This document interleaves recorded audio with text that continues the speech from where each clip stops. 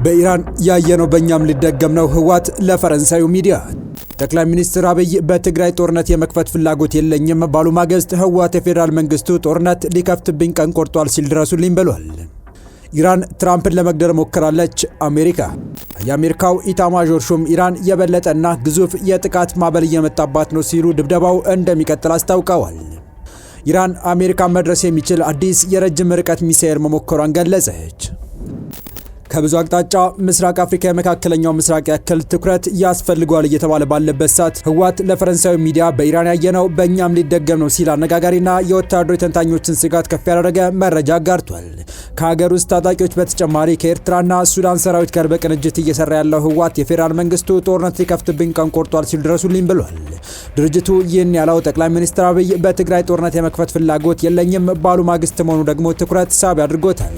በዝርዝር እንመለስበታለን። በሌላ መረጃ ኢራን ፕሬዝዳንት ትራምፕን ለመግደል ሞክራለች ስትል አሜሪካ አስታውቃለች። የአሜሪካዊ ኤታማዦር ሹም ለዚህ የግድያ ሙከራ አጸፋ ይሆን ዘንድ ኢራን የበለጠና ግዙፍ የጥቃት ማዕበል እየመጣባት ነው ሲሉ ድብደባው እንደሚቀጥል የገለጹ ሲሆን አሁን ላይ የሁለቱን ሀገራት ጦርነት ወደ ባህር ተሻግሯል። ይህ በእንዲህ እንዳለ ኢራን አሜሪካን መድረስ የሚችል አዲስ የረጅም ርቀት ሚሳኤል መሞከሯን ይፋ ማድረጓ በርካቶችን አስደንግጧል። አነጋጋሪውን መረጃ ይዘነዋል። ሰላም ውድ የሁሉ ዴይሊ ቤተሰቦች እንደምናላችሁ፣ ቻናሉን ሰብስክራይብ፣ ላይክ፣ ሼር ያደርጋችሁ እስከ ጥንቅራችን ፍጻሜ አብራችሁን ቆዩ። ዓለም በመካከለኛው ምስራቅ ጉዳይ በተወጠረበት ወቅት ምስራቅ አፍሪካ ነገሮች በብርሃን ፍጥነት እየተለዋወጡ ነው። የቀጠናው ተንታኞች እንደሚሉት በኢራን እስራኤል ጦርነት ጥላ ስር የወደቀው ምስራቅ አፍሪካ ላይ ከባድ የጦርነት ደመና ጥላውን እያጠላ ነው። ስጋቱ ኢትዮጵያ፣ ሱዳን እና ኤርትራን የሚያጠቃልል ሲሆን በተለይ ሰሜን ኢትዮጵያ ያለው ሁኔታ አሳሳቢ ሆኗል ተብሏል። ከብዙ አቅጣጫ ምስራቅ አፍሪካ የመካከለኛው ምስራቅ ያክል ትኩረት ይፈልጋል እየተባለ ባለበት ሰዓት ህወሓት ለፈረንሳይ ሚዲያ በኢራን ያየነው በእኛም ሊደገም ነው ሲል አነጋጋሪና የወታደራዊ ተንታኞችን ስጋት ከፍ ያደረገ መረጃ አጋርቷል። ከሀገር ውስጥ ታጣቂዎች በተጨማሪ ከኤርትራና ሱዳን ሰራዊት ጋር በቅንጅት እየሰራ ያለው ህወሓት የፌዴራል መንግስቱ ጦርነት ሊከፍትብኝ ቀን ቆርጧል ሲል ድረሱልኝ ብሏል።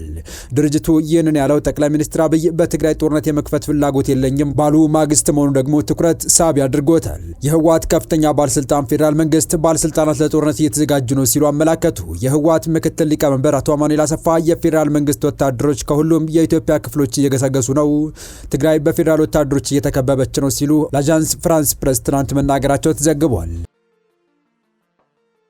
የፌዴራል መንግስት ባለስልጣናት ለጦርነት እየተዘጋጁ መሆናቸውን የገለጹት ባለስልጣኑ ሁኔታው በሰሜኑ የሀገሪቱ ክፍል አዲስ ግጭት ሊነሳ ነው የሚል ስጋት ማሳደሩንም አመልክተዋል። አጃንስ ፍራንስ ፕሬስ ላለፉት ሳምንታት በርካታ የፌዴራል መንግስት ወታደሮች በትግራይ ክልል ድንበር መከማቸታቸውን፣ የትግራይ ኃይሎችም እንዲሁ እዚያ መስፈራቸውን በዘገባው ጠቅሷል።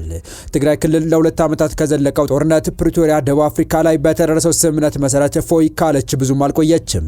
በቀጣይ መረጃ ኢራን ፕሬዚዳንት ትራምፕን ለመግደል ሞክራለች ስትል አሜሪካ አስታውቃለች። የአሜሪካዊ ኤታማዦር ሹም ለዚህ የግድያ ሙከራ አጸፋ ይሆን ዘንድ ኢራን የበለጠና ግዙፍ የጥቃት ማዕበል እየመጣባት ነው ሲሉ ድብደባው እንደሚቀጥል የገለጹ ሲሆን አሁን ላይ የሁለቱ ሀገራት ጦርነት ወደ ባህር ተሻግሯል። ይህ በእንዲህ እንዳለ ኢራን አሜሪካን መድረስ የሚችል አዲስ የረጅም ርቀት ሚሳኤል መሞከሯን ይፋ ማድረጓ በርካቶችን አስደንግጧል።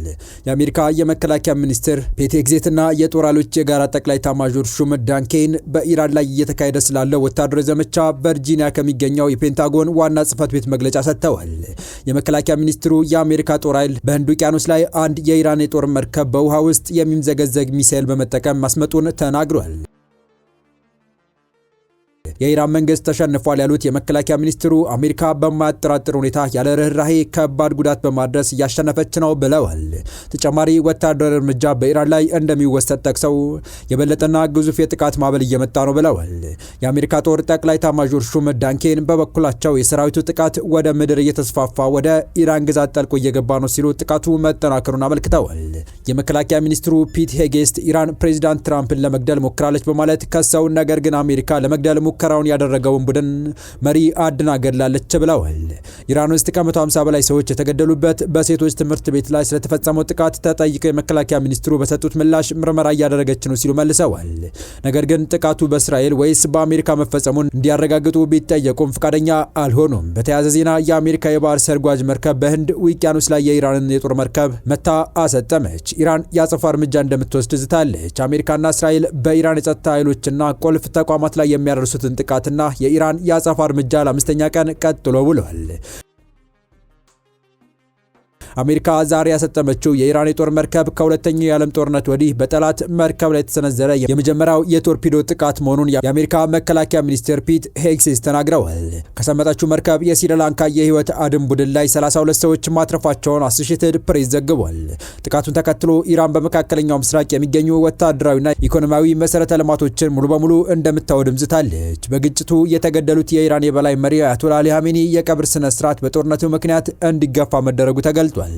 የሀገሪቱ የሃይማኖት መሪዎች ተተኪ ለመምረጥ በዝግጅት ላይ መሆናቸው ሲነገር እስራኤል ለህልውናዋ አስጊ መሪ ከተመረጠ ኢላማ ከመሆን አይተርፍም ስትል አስጠንቅቃለች።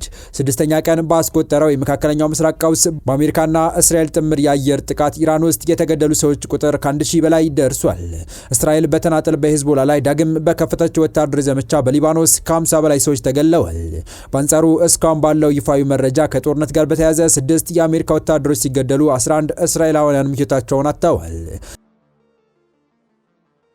ኢራን የአሜሪካ የነዳጅ መርከብ ላይ ጥቃት መፈጸሟን ገልጻለች። የኢራን የመንግስት ቴሌቪዥን የአገሪቱን የባህር ኃይል ተዋጊዎች ዛሬ ጠዋት በሰሜናዊ ባህረ ሰላጤ ውስጥ አንድ የአሜሪካን የነዳጅ መርከብ ላይ ጥቃት መፈጸማቸውን ዘገበ። መርከቧ በፋርስ ባህረ ሰላጤ ሰሜናዊ ክፍል በሚሳኤል ተመታለች እና በአሁኑ ሰዓት በሰዓት እየነደደች ነው ሲል የእስላማዊ አብዮታዊ ዘብ መንግስት ቴሌቪዥን በሰጠው መግለጫ አስታውቋል።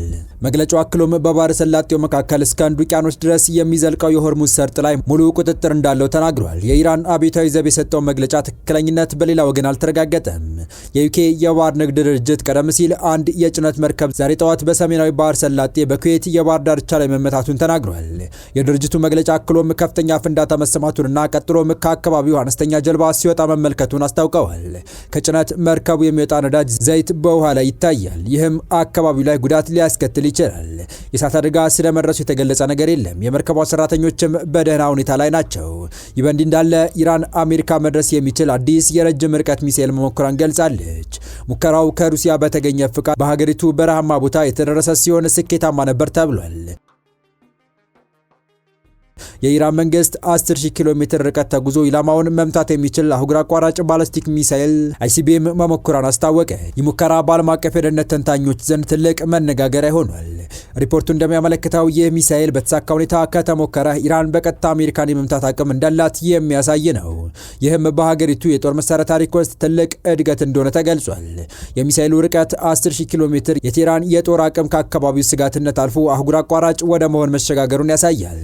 ይህ እርምጃ በምዕራባውያን ዘንድ ከፍተኛ ስጋት የፈጠረ ሲሆን በስትራቴጂካዊ የኃይል ሚዛን ለውጥ ሊያመጣ እንደሚችል ይጠበቃል።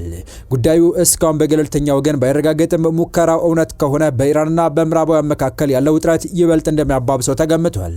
በመጨረሻም ከቀናት በፊት የሱዳን የውጭ ጉዳይ ሚኒስቴር ከኢትዮጵያ ግዛት የሚነሱ ድሮኖች በሱዳን ግዛት ውስጥ ጥቃት እየፈጸሙ ነው ሲል ሉዓላዊነቱን እንደሚያስከብር በመጥቀስ ጠንከር ያለ ክስ ማቅረቡ የሚታወስ ሲሆን የሱዳን ክስ ተከትሎ የኢትዮጵያ መንግስት በአዲስ አበባ የሚገኙትን የሱዳን አምባሳደር አስጠርቶ ማብራሪያ መስጠቱ ታውቋል። ከኢትዮጵያ ዲፕሎማሲያዊ ምንጮች የተገኘው መረጃ እንደሚያስረዳው የኢትዮጵያ ውጭ ጉዳይ ሚኒስቴር ለሱዳን አምባሳደር የሱዳን ክስ ፍጹም መሰረት የሌለውና ተቀባይነት የሌለው ነው ሲል ምላሽ ሰጥቷል። የኢትዮጵያ መንግስት ጨምሮ ሱዳን የኢትዮጵያ አማጽያንን ትመለምላለች፣ ትደግፋለች በሚል በተደጋጋሚ ሲያቀርብ የነበረውን ክስ ለማድበስበስ የሱዳን መንግስት የፈበረከው የሐሰት ውንጀላ ነው ማለቱን ከዲፕሎማቲክ ምንጮች የተገኘው መረጃ ያስረዳል። የኢትዮጵያ ውጭ ጉዳይ ሚኒስቴር በሱዳን ያለው ግጭት እንዲቆም ጽኑ ፍላጎት እንዳላትና አሁን ባለው ግጭት ገለልተኛ አቋም መያዟን ማረጋገጡ ታውቋል። ኢትዮጵያ ከዚህ ቀደም በተለይ ሳምሪ ተብሎ የሚጠራውና በሱዳን ውስጥ የሚንቀሳቀሰውን የህወሓት ክንፍ ጨምሮ በሌሎች ብሔሮች ስም ለተደራጁ ታጣቂዎች የሱዳን መንግስት የሚሰጣቸው ድጋፍ እንዲያቆም ቀደም ሲል ጠይቃ እንደነበር ይታወሳል። በተለይ ከወራት በፊት በወቅቱ የብሔራዊ ደህንነት ኃላፊ አምባሳደር ሬድዋን ሁሴን የተመራ ከፍተኛ የስራ ኃላፊዎች ቡድን ወደ ፖርት ሱዳን በማቅናት ጉዳዩን በውይይት ለመፍታት ከጀነራል አልቡርሃን ጋር ተነጋግረው እንደነበር ይታወሳል። ይሁን እንጂ ከሱዳን በኩል የሚፈለገው አዎንታዊ ምላሽ ሳይገኝ መቆየቱ ይነገራል። የተወደዳችሁ የቻናላችን ቤተሰቦች ለአሁኑ ለእናንተ ይመጥናሉ ብታደምጧቸው ታተርፉባችኋላችሁ ብለን የመረጥንላችሁ ዕለታዊ መረጃዎቻችን እስካሁን ያደመጣችኋቸው ነበሩ። በተመሳሳይ ሀገራዊና ቀጠናዊ ጉዳዮች እንዲሁም ዓለም አቀፋዊ የጂኦፖለቲካ ወታደራዊና አነጋጋሪ ክስተቶችን ለበለት ተከታትለን በትኩስ ይዘን እንደምንቀርብ እያሳወቅን የቻናሉ ቤተሰብ ካላችሁ ሰብስክራይብ፣ ቪዲዮውን ላይክ እና ሼር በማድረግ ተደራሽነታችን ታሰፉ ዘንድ አክብሮታዊ ግብዣችን ነው። አበቃን። ሰናይ ጊዜን ተመኘን።